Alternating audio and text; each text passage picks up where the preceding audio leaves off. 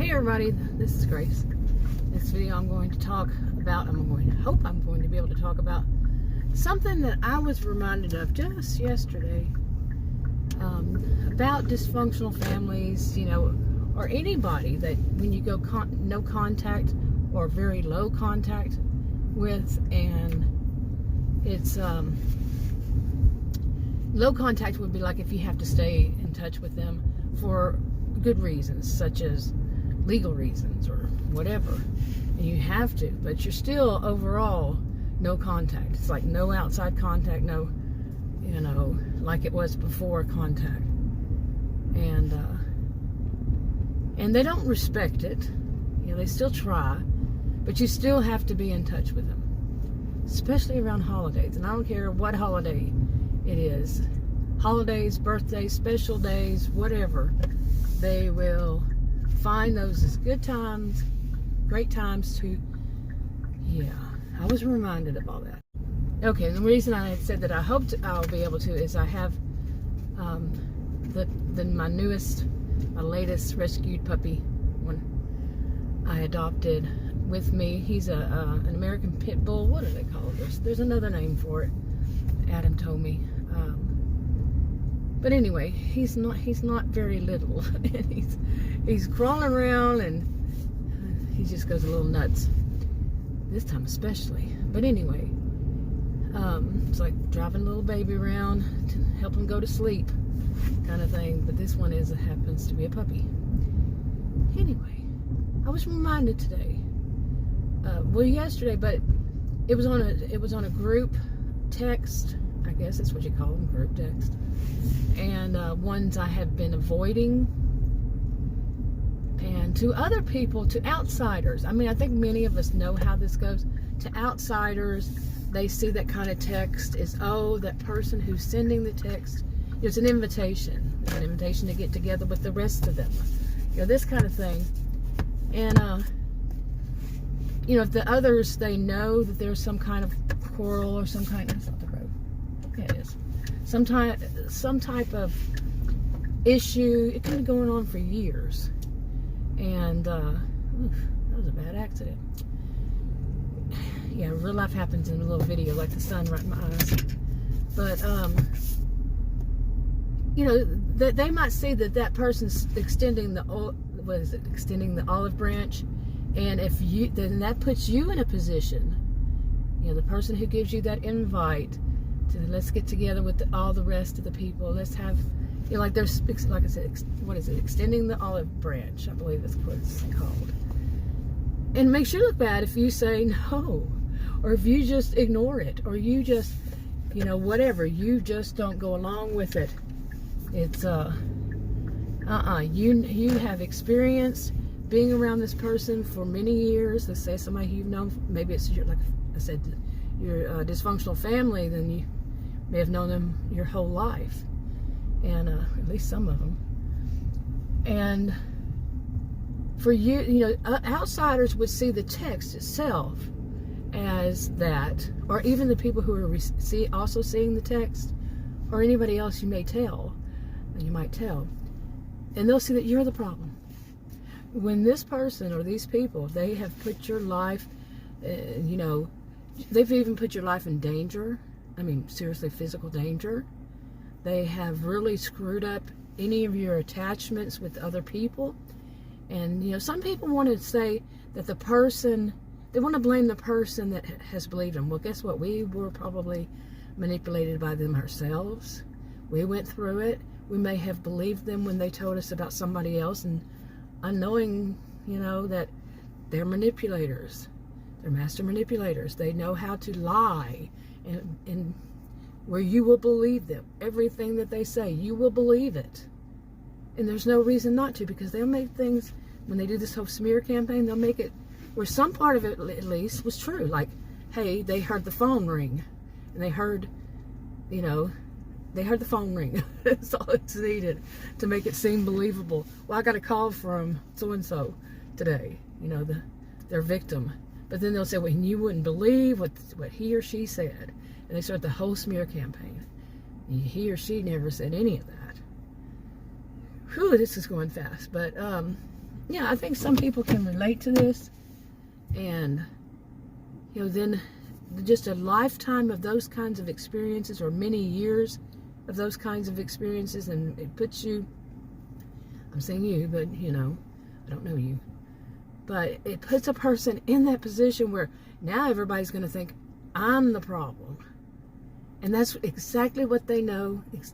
Well, now here's the thing, even for us to think that's exactly what that person knows, and that's exactly what that person's playing, it makes us seem bad again. It makes us seem paranoid. No, we have a lifetime experience with that person. Okay, to know that person sets up the scene every time, and it winds up being bad every time. Okay, yeah, my little puppy here, my big puppy here, saw somebody riding their bicycle. Oh boy, oh, goodness. But anyway, so I think people, some of us who have dysfunctional families, or maybe it was even somebody, like a group of friends growing up with a group of friends, when you're really young and you're like kindergarten, and some people, they go to through kindergarten through 12th grade, graduation together. And these are people who have been in your lives so many years. Then which ones, as you age, which ones are the bad ones. You can pretty much figure that one out when you're really young, even. And as as people start to learn more and more about, the types of behaviors of people who are somewhat abusive or are abusive, and they have to go no contact with those. But at the same time, how many people really want to give up all? And that's one of the things that some of them want. Again, people will say, oh, you're just paranoid because you think that way. You just think that that's what they want. But you've had experience with them since you were young. Okay? And see how it's so easy to tip that to one side or the other, to say, well, that person is just a little paranoid. Because look at them. They're holding it, and giving you an invitation so sweet. And they now, like in a text, it's always going to seem not really even sweet or anything, but there might be a little emoji that's, sweet emoji or something, whatever it is. But the sentence itself can be plain, very plain and simple. No hint of any sarcasm or anything. Sometimes they can. But if it's the group's going to see it, maybe very plain, simple invitation. But you have a lifetime of experience with them. You know the score. They're wanting to have a victim there. Somebody they can take, one of their former victims, when they can, any frustrations that come up, they have that person they can take it out on and turn the negative attention toward that person and make themselves all shine, and make themselves shine. Like that very text is just the start. Experience. You have experience. Now, of course, we know there are some people who are paranoid, who read too much into something, but not all. And that's the problem, is the onlookers going to say, see? And they love that chance. They love that chance that there is actually this group thing that they can do it to. They can use the whole group, with them not even being aware of it, to put the whole group on their side. The group, they're just seeing this. Yeah, they had troubles in the past, but, we're older now, and, they just she just needs to get over it. That was the way years ago when they were younger. You see, people can do that. And I was reminded of this. Yeah. Okay, but the bad thing is, and there is much more that can be bad, or is bad.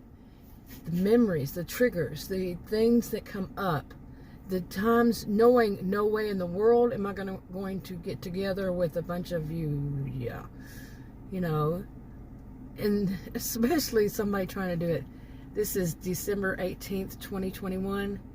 I don't know when I'll put this up, but with what's going on, they want to suddenly get together. That's putting you in danger right there. But in the past, it was much worse.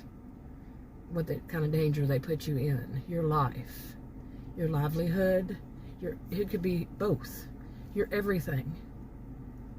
Okay. you have experience. You're not paranoid. Like I said, we know there are people who are paranoid. I'm not saying you, as in you, it's just a form of expression. But, yeah.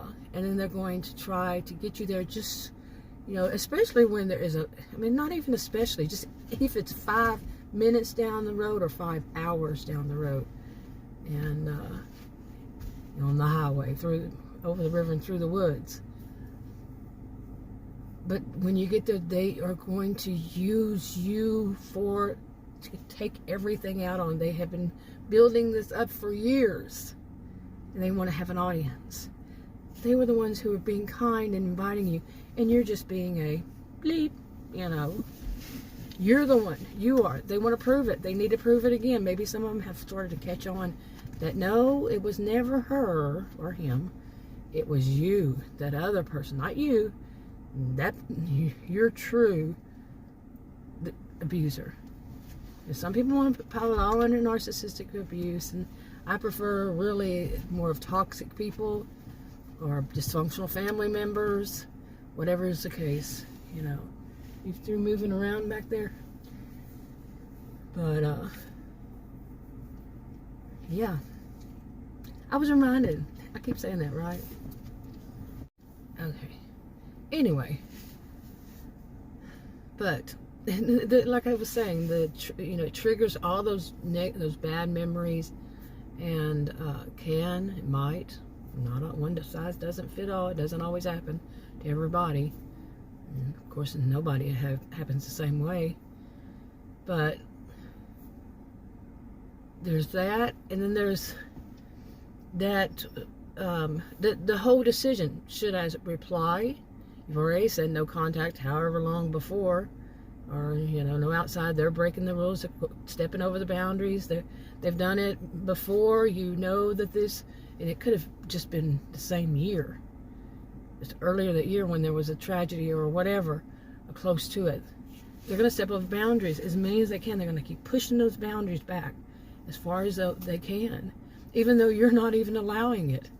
And then a lot of the stuff with these type of people, is you're not allowing it. It's just they're doing it. You're not giving permission. They're doing it. Okay? You can't stop not even in a legal way, stop somebody from yelling. Okay? If you're standing in a room, somebody starts yelling. You can't drag somebody, and it depends on where you live and the rules and laws there, but let's just think about that. I learned this, wouldn't even think this would be a thing. If somebody was really injured, you can't drive them to the hospital without their permission. You can't put them in the hospital without their permission, unless it's your child. And, I'm talking about adults. Unless you have some power of attorney or whatever, you can't. If you're just a person, because that could be considered as kidnapping. Yeah, that's what I was told. Many years ago. It could have changed by now. But, yeah, I'm sure there's certain circumstances and all, but really, but how do I get on that? But people who will do it, these are people who you're not giving permission. You have no permission to speak to me that way. You have no permission to call me. You have no permission to come show up at my door to try to continue to prove your point. You do not have my permission. They will do it anyway. Okay, and then blame it on you, make you look bad because, I went to her house and she didn't even answer the door. I know she was there because her car was parked outside. This kind of thing. They're going to make you look bad. And that's a bad situation because you probably don't even know that it's going on. You probably don't even know that they've told somebody else that. You probably don't even know that they did and they didn't knock on your door. Or maybe you do and you knew better than to answer it. Just as a text. You know better than to respond. You know better than to even look at it if possible.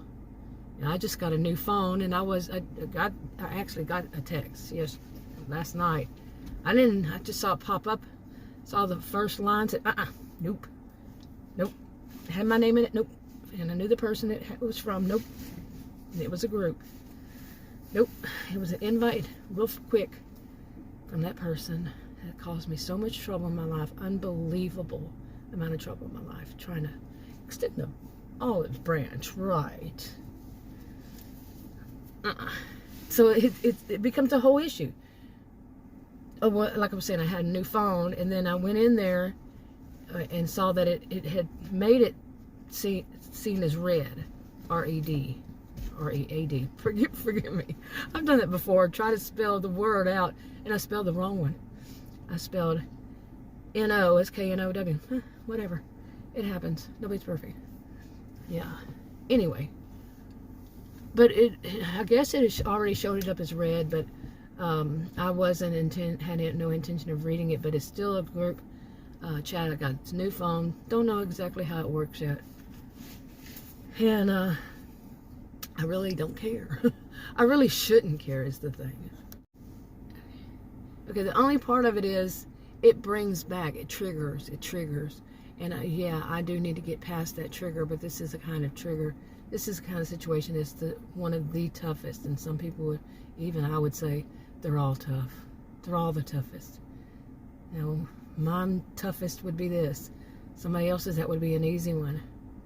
You know, so they say. So, but yeah, for me, this is the toughest one, just to say, okay, I'm over it, because I'm not. And I doubt I ever will be. Really. It's a big one. Really big. Okay, I wanted to add one more thing. I thought my puppy was getting sick back there, but one more thing. You know, and like I was saying, that to other people it would seem like, oh, they're extending this. But for one, it was late. They had already been discussing it. Like I said earlier, I was not paying any attention. I was not getting involved. And actually, it was a new phone. I didn't realize that some of them were just forwarded and all this kind of stuff. I don't know how this works. I don't do group other than that. And I wasn't the one that set it up, so some of them seem like it comes directly from people, and some don't. I don't know. Some do, some don't. There. Anyway, but the lateness of it is just as it always was before, as an afterthought. Have you ever felt like that and known it to be pretty much true? And no, you're not paranoid. You have experience that you are the afterthought. You are the, oh yeah, we forgot. You know, maybe we should invite her. You know, and then they change the date at the last moment. The day that they find out that you won't be able to be there. I've done videos on that. I've done videos on that before. That's for certain. But yeah. Anyway, I think my little buddy back there is sound asleep, so I don't know if moving is going to wake him up. But anyway, like I said, it's my little puppy dog. He's my baby. So he's calmed down. He's had his little drive around. He was so excited to be able to go. Just unbelievable. He had the hardest time. He was dragging me out the door. It was scary. I don't want to fall again, you know. So, anyway, I think I'll wrap this up. But I'm sure many people have been through this. You're not alone. Believe me, you are not alone. I'll talk to you on another video. Bye.